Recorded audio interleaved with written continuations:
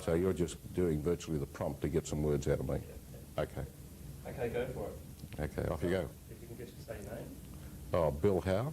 Okay, and what, are you from a credit union? Yes, I'm currently the Vice Chairman of SWB Community Credit Union. Right, just say SWB Community. SWB Community. Okay, now if you could tell us a bit about, you're involved with the international representation of Australia. With the World Council of Credit Unions. Mm-hmm. Could you tell us a bit about Australia's standing with the world as far as credit unions go, and how Australia is presenting itself? Well, I think the first major impact or relationship to any great depth that we had with World Council was in 1979, when the Australian movement, and in particular this association, hosted an international forum in Sydney. And I think that was the time where we had... in you get, Steve. Get in. See you, Stephen. You're right. Right. We got up to the international forum. Okay. Where this association hosted the international forum in Sydney in 1979. I think this was really the first time that a fair number of Australian credit union people had the opportunity to be introduced to World Council, to meet a lot of the leaders from the various countries, the 80 countries throughout the world where there are credit union movements.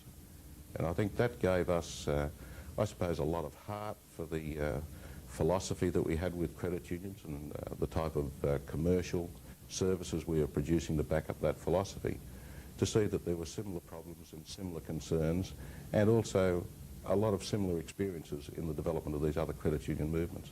Could you follow on tell about Australia, how well was Australia going? How did the world see Australia's progress as a credit union country? I suppose when we look at Australia's involvement with World Council, people such as Ken Miller have been very heavily involved in it. And I think Australia was perceived by the other international movements as a young, vigorous, energetic credit union movement. But also we had the unique Australian characteristics of fair play, honesty, a fair degree of bluntness. So if we felt there was a problem, we would come out fairly bluntly with it.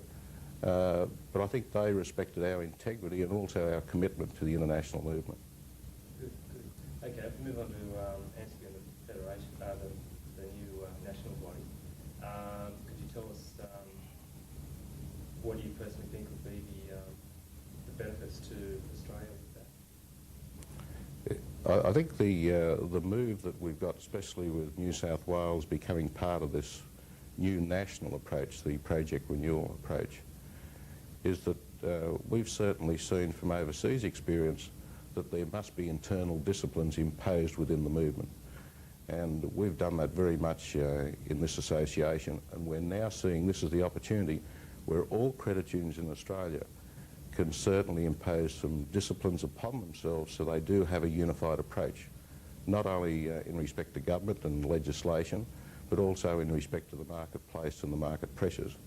So this would mean that we would be able to react more timely to pressures that come forward, and also the opportunities that will present themselves in the future. And do you have any comments from people who are anti-change that this whole development involves? Well, you know, I suppose we've got a few Australians saying, you know, if you sit on the fence, the only thing you're going to get is splinters in your backside. And I suppose if you look at standing in the middle of a busy intersection, you've got a good chance of being run over if you just stand still. So I think this is something that all credit unions have got to realise, that nothing remains static, that change is inevitable. And you find, isn't it better that we can have change that we have collectively deliberated on and collectively decided? And I'm just hoping that the credit unions that currently aren't involved in the process will start to see in the next 6 to 12 months that you find this is the right direction and it is the future for Australian credit unions. Good. Why Bank Community Credit Union?